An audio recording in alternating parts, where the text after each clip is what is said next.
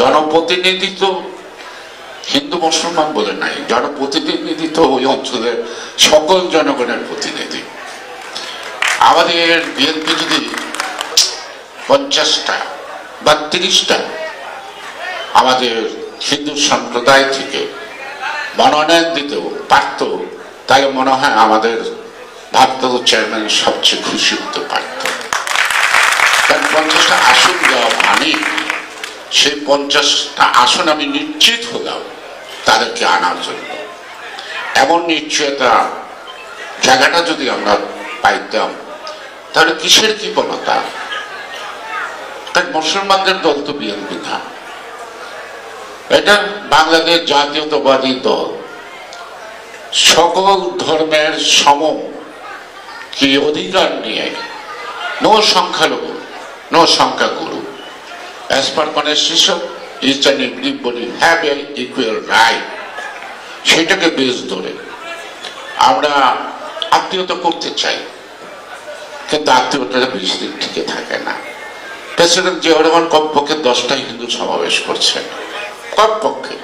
এটা আমি নিজে ছিলাম, ওনার সাথে ঘুরছি, দেখছি, ভালো আগ্রহ দিচ্ছি, কিন্তু কেন জানি কিছুক্ষণ পর আগ্রহের ভাটাটা কমে যায়। সেটা কি আমাদের দোষ না আপনাদের অনাগ্রহ কেন হয় সেটা আমরা বুঝতে পারি না।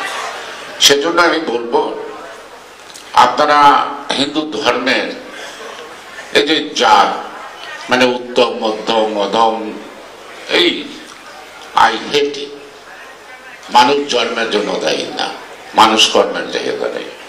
ভগবানের সৃষ্টি কোনো মানুষ ছোট না বড় না মধ্যম না, অথবা যাদেরকে আপনারা নিকৃষ্ট মনে করেন, যারা মনে করেন তারা নিকৃষ্ট মনের দিক থেকে, তারা ভগবানের মূল আদর্শটা তারা জানে না, বেদের সেই নিয়মগুলো জানে না, তারা অনুসরণ করে না।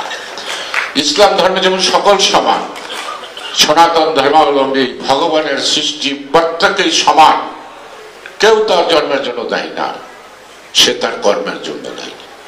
তার কর্ম দিয়েই তার সম্মান অর্জন করতে হবে।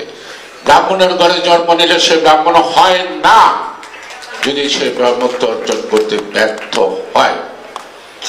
তাই আজকে এটা ধর্মীয় সভা না, একটা মহামিলন পরিবর্তনের সাথে আপনারা একাত্মতা ঘোষণা করতে আসছেন। তার জন্য আমি আপনাদেরকে আমার ব্যক্তিগত পক্ষ থেকে, দলের পক্ষ থেকে, যদি মনে করেন আমি আপনাদের সম্প্রদায়ের লোক, তার পক্ষ থেকেও আমি আন্তরিক অভিনন্দন জানাবো। আপনাদের পরিবর্তনের হাওয়ায় যদি মনের পরিবর্তন হয়ে থাকে সেটাকে স্থায়ী করুন, সেটা যেন এখান থেকে বেরিয়ে গেলেই যেন আবার না হারিয়ে যায় মনের থেকে।